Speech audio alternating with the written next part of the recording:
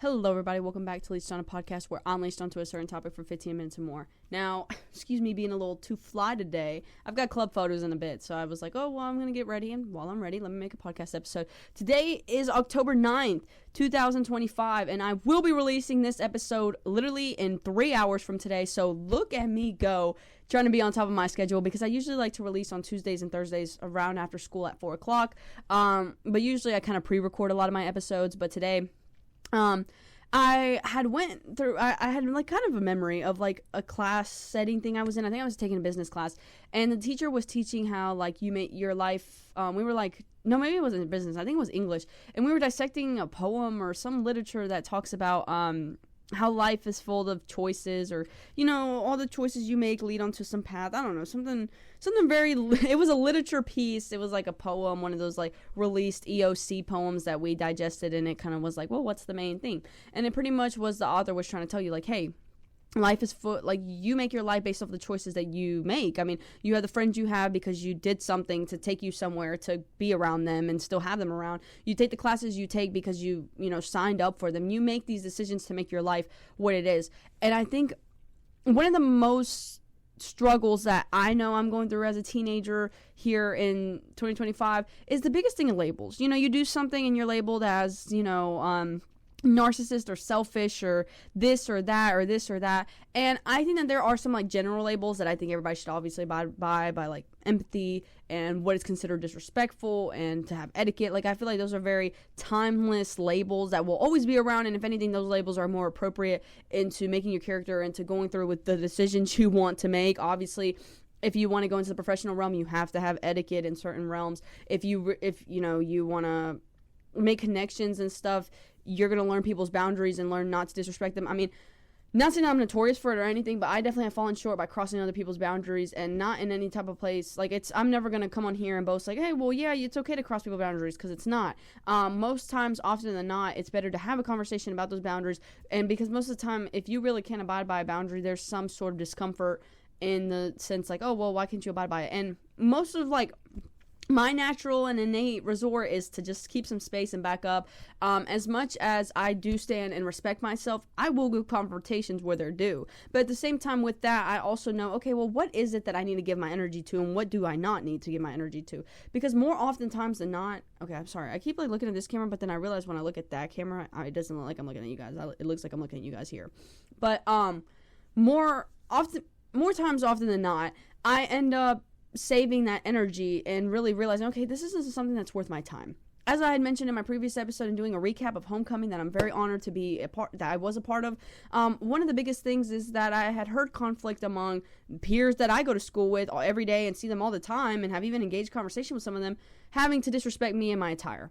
That was something I deemed as not worthy of getting a kick out of me, because at the end of the day, I was comfortable. And if that makes other people upset, and whatever, they have like some things in their life where they just can't be around people who are comfortable in themselves, then that's something on them. And then that's just where I just take that space. Like, okay, I know that you really didn't enjoy my presence homecoming day. Why am I gonna make you miserable with it?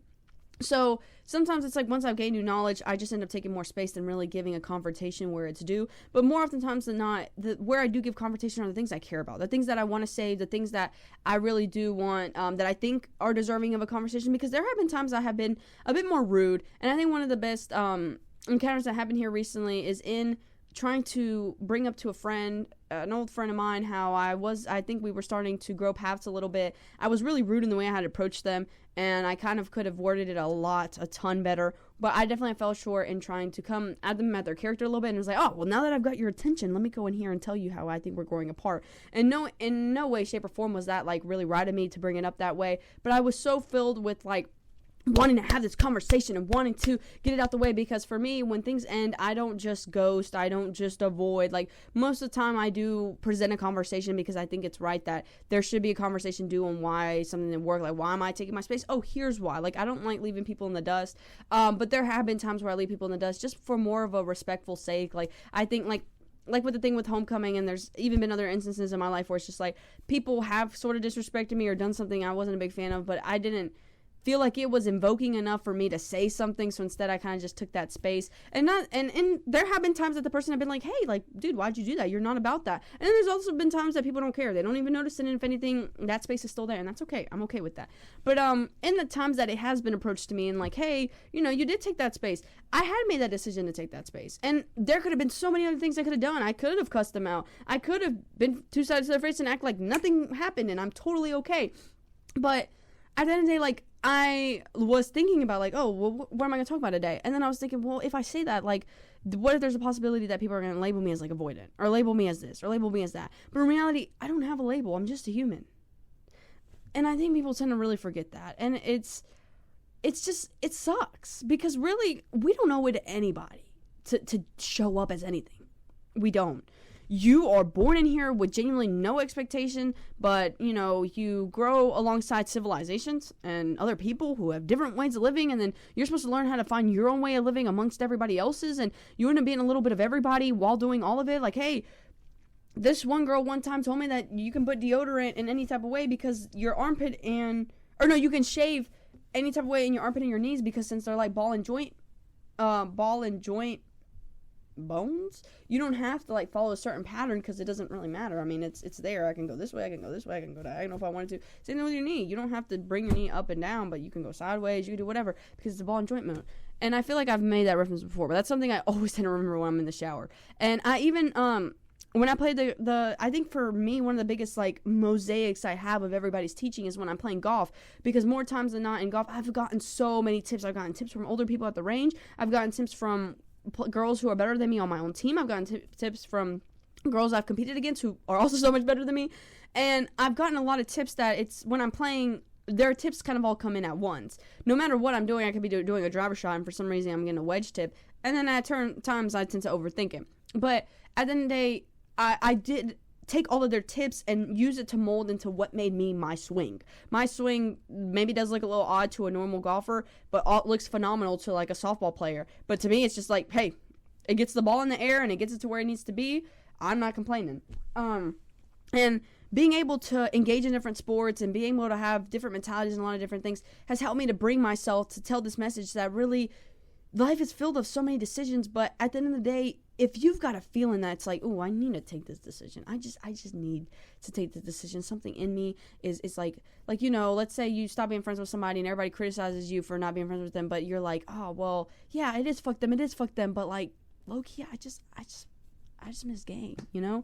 And something in you really wants to go back out and rekindle that flame. There's something I have grown to believe, and in encapsulating and strengthening my spiritual journey here in the last couple months, I have really been able to really believe that these things, the story is unfinished for a reason, you know? And if you're having this feeling and maybe you guys don't rekindle till years later, you still had that initial drive that was like, our story's not finished. Whether I approach them or not, our story's not finished. And I see that in a lot of my environment, in that people have these feelings but don't do anything about them.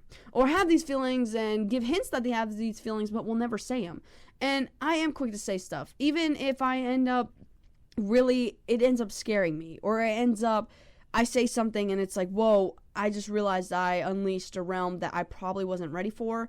And at times I end up having to pull back. And as much as that sucks, because I never go in it thinking, oh yeah, I'm going to pull back in a couple weeks, or, oh yeah, this is going to be something I take back, because I don't think of myself that way. I think of myself as, you know what, I'm appreciating this in the moment, and that's my only worry right now. I'm not going to worry about what's happening later until the moments come where it's like, I get that sting and that hit, and then I have to talk to other people and be like, hey, like, dude, I'm starting to feel a little like, just like I need to come back to me, and I'm doing too much, and so what do I do? And obviously everybody's pretty much topic, and this is why I felt really motivated to talk about it today, because I got really good wording on it. It's really just, you know yourself best, and if you approach somebody with kindness and respect, they can be hurt.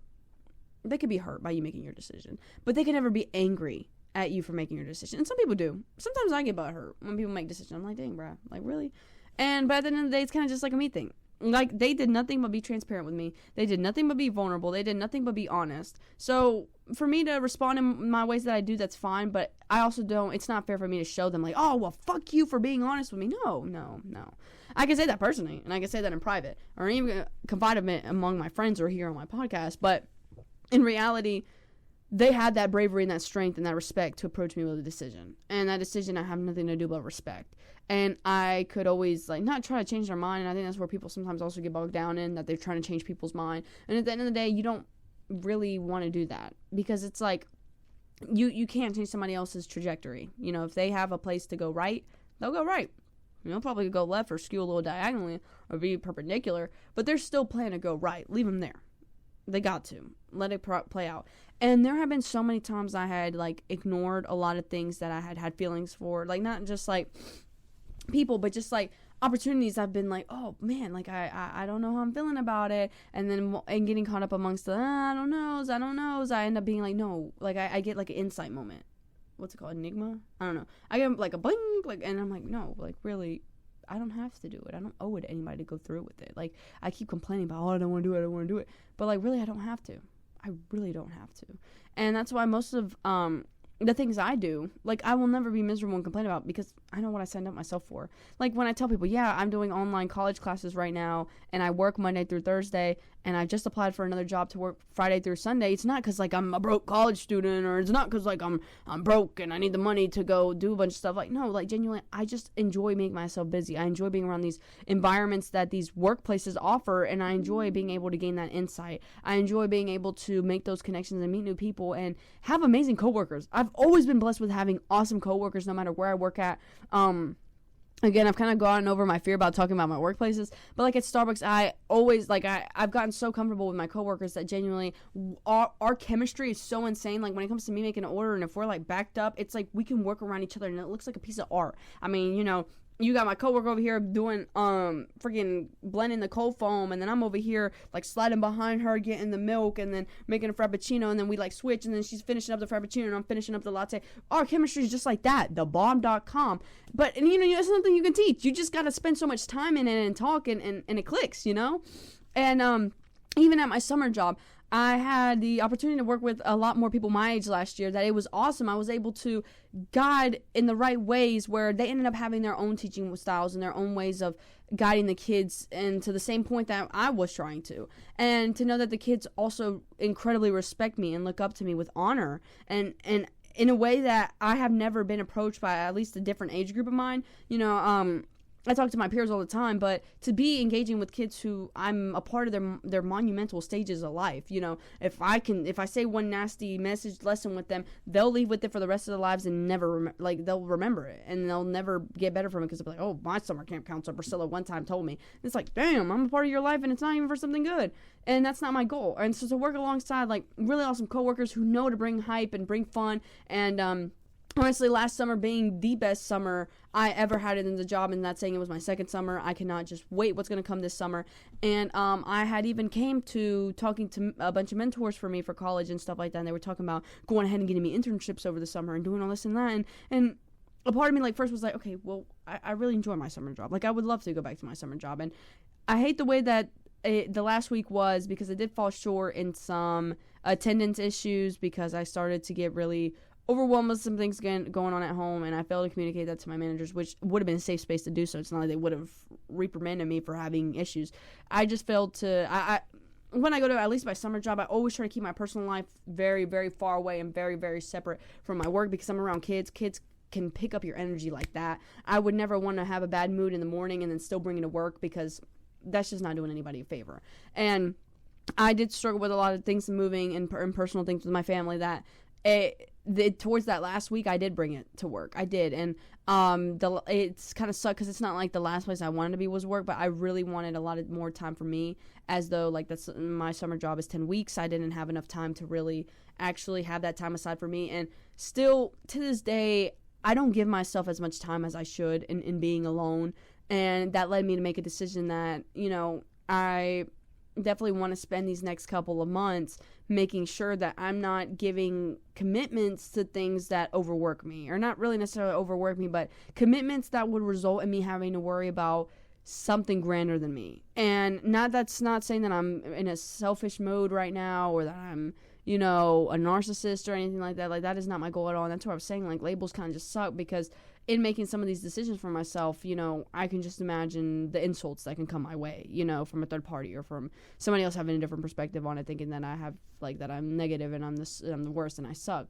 And I've spent so much time listening to those voices and those doubts that I realized that, hey, like, in reality, this is good for me. This is what I know that I need. And for me to voice that, like, it kind of sucked because I have to end some things or tie some knots or not be a part of certain things anymore. But in reality, I'm doing it because I know where my time needs to be at. And I know that I need to make these decisions. And sometimes those are the roughest kind of, I keep thinking it's enigma, but I think it's insight. Let's see, because I feel like enigma is something else. I feel like enigma is a bad word.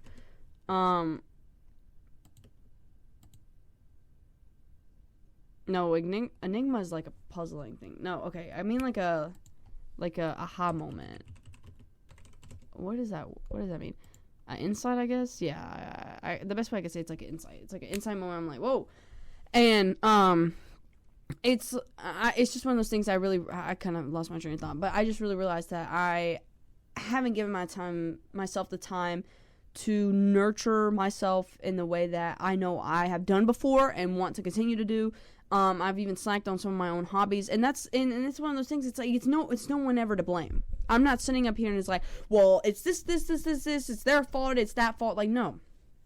100%. It is just the biggest thing is I have put myself in way too many different baskets, and that was something I did on my own choice, and I made way too many decisions that in time I realized, like, some of them I'm going to have to retreat on, and then some of them I want to continue. Like my summer job, I realized I really want to continue working at my summer job versus trying to, like, I had made the decision to look into internships, and I did reach out and have been in contact with like 3 companies local that I could have taken an internship and got already some of that work experience, like that volunteer work experience into the career I want to go on into life and continue. But I realized that, in doing that, they only have opportunities in the summer, and that would mean that I wouldn't do my summer camp job. And then in realizing all that, I was like, no, like, if I want to be anywhere, at least in my last couple moments being here, I would want to finish up with a bang and go ahead and be my summer job. And for me to make that decision was also a bit like, sometimes I think people have such a norm that, oh, well, you shouldn't go back to the old, or you shouldn't go back to what you know best, or things like that. And I think it's just one of those things, you know yourself best. If you like to venture out and try new things and are perfectly okay with dropping and finishing the cycle of the end, by all means do that. Like, I definitely think I followed that logic with a lot of things. But in the same way, sorry, I got a call. But in the same way, I know that I like to sometimes also stay in some things that I'm comfortable in. And honestly, like, the things that I'm comfortable in is, like, very much a handful. Like, I really like to go do new things or try new things or meet new people. Like, I like the new a lot more than I do like the old. But at times, I think I realize that it's okay to still be comfortable and be steady in certain places. Sorry, I keep going phone call. But I do, at the same time, know that, being in these places that I'm comfortable in and that I know where I sit at, help me realize that, hey, this is what I am consistent in. This is what I do know best. And I think that it like, both is unhealthy. It's unhealthy to completely do new things because then you lose yourself and you don't ever know where you're, like, kind of, like, break-even point is. Not break-even, but it's like you don't know where your threshold is. And so since you don't know where your threshold is, sometimes you're gonna go on extremes, whether it's trying too many new things or just staying way too comfortable where you're at. And sometimes at times I've interacted with people where I realize that they're in a state of extremity that I can't, like, it's like a Canon event, I can't come in and kind of guide you into getting out of your comfort zone, but I also can't guide you in, trying to settle. So in times like that, it's just like, okay, I realize, like, hey, I need to take space for me, because trying to figure out your life is stressing me out. And that's, again, saying nobody's asking me to. I just put myself in those situations. And then, of course, it's like, yeah, okay, well, yeah, you could put that blame on me, but since that blame is put on me, I need that space to work on me and get my life back together before I can say anything. And I'm grateful that a lot of the connections I've tend to picked up don't hold grudges and are able to have very mature conversations and be able to be vulnerable with one another and respectful towards one another, where no matter if I fell short or they fell short, that conversation can always be held and talked about and moved on. I feel like I've struggled so much in my life and have prospered a lot of connections where it's difficult because most of the connection is just grudging. It's just grudges. There's a bunch of resentment left, and that's nothing that I want to carry on going on forward in life. And it took me a lot of different connections to realize that. And even some connections that I've had that have molded from kind of used to be resentment and hold grudges to now, okay, well, now we could talk about these things, and we could talk about when our feelings are hurt, and you know, and some people I learned that they're better at texting and calling about it, and some people are better in person, and all that to say that I had to make all these decisions to help me grow and learn because I'm human, and I had to fail, and I had to let people down, and I had to sever ties, I had to give up opportunities, in the same ways I had to take new opportunities and make new connections and forgive others and apologize and take accountability. And I think that those are the timeless terms that make us human. When you indulge in a lot more content that's older, you get to see things where pretty much just point A to point B. And I wish life were that simple again. But with how complex our society has gotten and how much more serious conflicts have gotten and how much more hate there is in the world among different groups and diversities and minorities that there doesn't need to be, because genuinely times looked easier a while back when nobody really had much labels on it. It gets tougher and tougher to be human. But when you can remember at the end of the day, your purpose is simply just here to eat, live, breathe, chill with Mother Nature, it makes things less stressful. And sometimes even I need those reminders. Like, yeah, what am I doing here again? Why am I so overworked about these decisions I'm making? When you learn to be unapologetically you get to make decisions for yourself that you know best, and decisions that end up recuperating you in places that you belong and you need to be. And people like to slap terms like self-sabotage or toxic, and although that those are very good directors to better understand what direction you're taking, it can sometimes hinder a lot of people from wanting to continue forward with certain choices. And then that's where labels become At the end of the day, you know, you're going to live life in the way that you want. And I think that the best way to practice that is by showing up for you and making decisions for you. So with that being said, I'll leave you guys on that note, and I'll see y'all later.